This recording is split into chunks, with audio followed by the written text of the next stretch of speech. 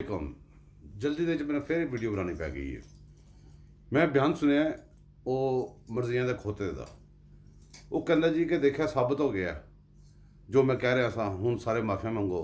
ਮੈਨੂੰ ਤੁਸੀਂ ਗੱਲ ਦੱਸੋ, ਤੁਸੀਂ ਫਿਰ ਸਾਰੀ ਦਿਹਾੜੀ ਬੈਠੇ ਜੇ, ਸਾਰੇ ਬੰਦੇ ਇਕੱਠੇ ਹੋ ਗਏ ਜੇ, ਉਸ ਬੰਦੇ ਨੇ ਫਿਰ ਬਿਆਨ ਨਹੀਂ ਮੰਨਿਆ। ਠੀਕ ਹੈ, ਸਾਡਾ ਕਾਹਦਾ ਕਸੂਰ ਹੈ? ਸਾਡੇ ਖਜ਼ਾਨੇ ਦਾ ਕੀ ਕਸੂਰ ਹੈ ਕਿ ਇਸ ਖੋਤੇ ਵਾਸਤੇ ਤੁਸੀਂ ਖੁੱਲ੍ਹਾ ਜੰਗਲ ਛੱਡਣਾ? ਤੁਸੀਂ ਕੰਪਲੀਟ ਕਿਉਂ ਨਹੀਂ ਕਰਦੇ? ਤੁਸੀਂ ਅੱਧੀ ਮੁਰਗੀ ਲਾਲ ਕਰਕੇ ਕਿਉਂ ਛੱਡਦੇ ਜੇ ਹਮੇਸ਼ਾ? ਉਹ ਅਦਾਲਤਾਂ ਕੀ ਕਰ ਰਹੀਆਂ ਨੇ? ਇਹ ਦੂਸਰੇ ਬੰਦੇ ਕੀ ਕਰ ਰਹੇ ਜੇ? ਕਾਹਦੀ ਇਨਕੁਆਇਰੀਆਂ ਤੁਸੀਂ ਕੀਤੀਆਂ ਨੇ? ਕਾਹਦਾ ਕਰਕੇ ਬੈਠੇ ਜੇ? ਤੁਸੀਂ ਅਗਰ ਇਨਕੁਆਇਰੀ ਕਰ ਲਈ, ਉਹਦਾ ਬਿਆਨ ਗਲਤ ਸੀ ਤੇ ਉਹਨੂੰ ਟੰਗੋ, ਉਹਨੂੰ ਗ੍ਰਿਫਤਾਰ ਕਰੋ। ਅਗਰ ਨਹੀਂ ਕਰਨਾ, ਸਾਡੇ ਤੇ ਇਲਜ਼ਾਮ ਫਿਰ ਸੁੱਟਿਆ ਜੇ।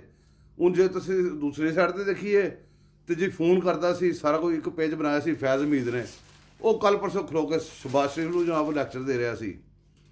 ਤੁਸੀਂ ਅੱਧੀ ਮੁਰਗੀ ਹਲਾਲ ਕਰਕੇ ਛੱਡਦੇ। ਜੇ ਕਸੂਰ ਹੈਗਾ ਉਹਦਾ ਦੱਸੋ, ਨਹੀਂ ਹੈਗਾ ਦੱਸੋ ਸਾਨੂੰ ਕਿ ਵੀ ਨਹੀਂ ਕਸੂਰ ਹੈਗਾ, ਅਸੀਂ ਉਹਦੀ ਜਾਨ ਛੱਡ ਦਈਏ। ਅਸੀਂ ਸਮਝ ਆਈਏ ਕਿ ਜੇ ਇੱਕ ਪੇਜ ਨਹੀਂ ਸੀਗਾ, ਸਾਨੂੰ ਦੱਸੋ। ਉਸ ਤੋਂ ਬਾਅਦ ਹੁਣ ਇਹ ਬੰਦਾ ਉਹਨੂੰ ਕੀ ਹੈ, ਬਾਕੀ 3-4 ਸਾਲ ਸਾਡੇ ਪਿੱਛੇ ਇਸ ਤਰ੍ਹਾਂ ਲੱਗਾ ਰਹੇਗਾ ਕਿ ਜੀ ਮੈਂ ਸਹੀ ਸਾਂ, ਤੁਸੀਂ ਕਹੋਗੇ ਗਲਤ ਸੀ, ਉਹ ਕਹੇਗਾ ਸਹੀ। ਨਹੀਂ, ਅਦਾਲਤਾਂ ਹੀ ਕਰ ਰਹੀਆਂ ਨੇ। ਅਦਾਲਤਾਂ ਦਾ ਕੰਮ ਕੀ ਹੈ? ਸਿਰਫ ਤੁਹਾਡਾ ਆਰਡਰ ਮੰਨਣਾ, ਉੱਥੋਂ ਟੈਲੀਫੋਨ ਚੁੱਕਣਾ, ਹਾਂਜੀ ਇੰਝ ਕਰ ਦਿਓ, ਕਰਤਾ ਜੀ। ਅਦਾਲਤਾਂ ਦਾ ਕੰਮ ਨਹੀਂ ਹੈਗਾ ਭਾਈ ਜਾਨ। ਅਦਾਲਤਾਂ ਨੂੰ ਆਪਣਾ ਕੰਮ ਕਰਨ ਦਿਓ, ਫੌਜੀ ਆਪਣਾ ਕੰਮ ਕਰੋ। ਜਿਹੜੇ ਗਲਤ ਨੇ ਉਹਨਾਂ ਦਾ ਕੰਮ, ਉਹਨਾਂ ਦਾ ਸਾਫ਼ ਕਰੋ, ਉਹਨਾਂ ਨੂੰ ਟੰਗੋ ਨਾਲ।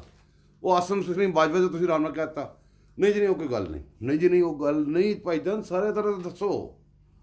ਇਸ ਬੰਦੇ ਨੂੰ ਨਾ ਛੱਡੋ ਖੁੱਲ੍ਹਾ, ਨਾ ਇਹਨੂੰ ਮਾਇਕ ਦਿਓ, ਨਾ ਕੌਮ ਨੂੰ ਹੋਰ ਗਾਲਾਂ ਕਢਾਓ, ਨਾ ਸਾਨੂੰ ਗੁੱਸਾ ਢਾਓ। ਕਿਉਂ ਫੜਾ ਪਾਉਂਦੇ ਜੇ? ਕਿਉਂ ਤੁਸੀਂ ਕਿਸੇ ਪਾਸੇ ਨਹੀਂ ਲਾਉਂਦੇ ਪਏ ਗੱਲ? ਜਾਂ ਇਹਦਾ ਬਿਆਨੀਆਂ ਸਹੀ ਮੰਨੋ, ਸਾਨੂੰ ਦੱਸੋ, ਅਸੀਂ ਵੀ ਆਰਾਮ ਨਾਲ ਲੰਮੇ ਪਈਏ ਇਹਦੇ ਅੱਗੇ। ਜੋ ਗਲਤ ਹੈ ਉਹਨੂੰ ਫੜ ਕੇ ਟੰਗੋ, ਕਿਉਂ ਉਹਨੂੰ ਛੱਡਿਆ ਜੇ ਖੁੱਲ੍ਹਾ?